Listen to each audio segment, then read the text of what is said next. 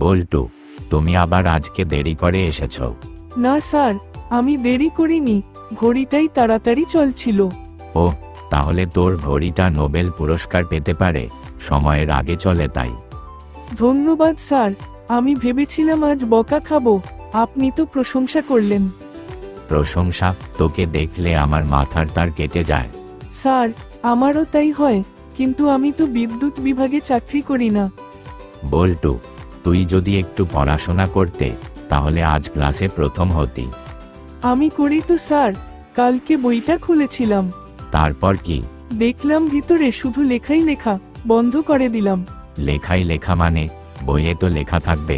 আমি ভেবেছিলাম ছবি থাকবে, যেন কমিক্সের মতো হয়। বল্টু, আজকের পাঠ ইতিহাস। বল, পাল বংশ কারা ছিল?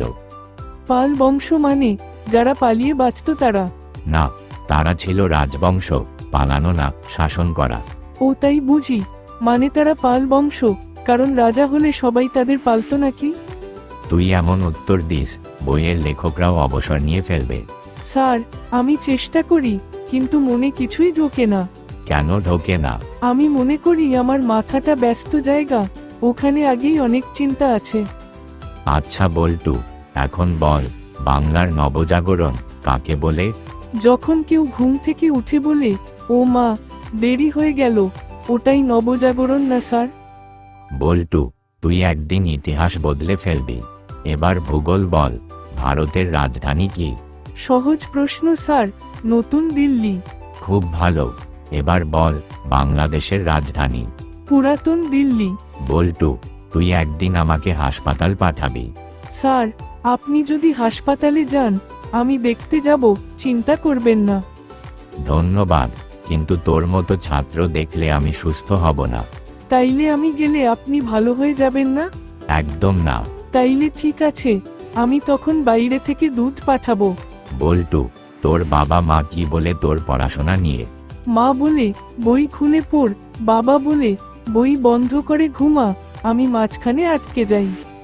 তাহলে তুই কার কথা শুনিস? মোবাইলের, ওটাই বলে, গেম খেলো।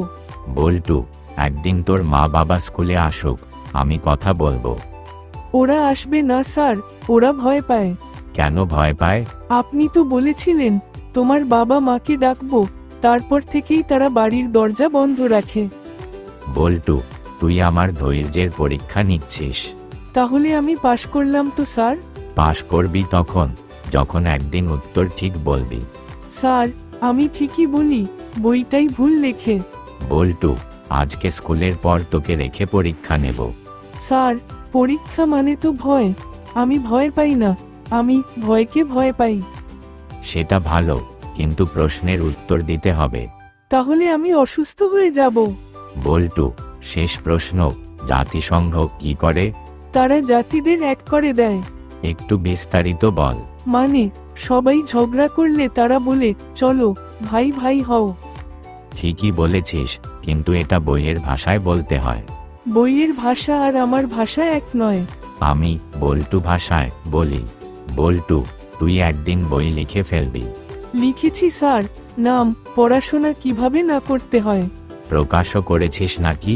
না স্যার, প্রথম পাতাতেই ঘুম এসে গিয়েছিল, বেল বাজলো, ক্লাস শেষ। আজ আমি ছাড়ব না।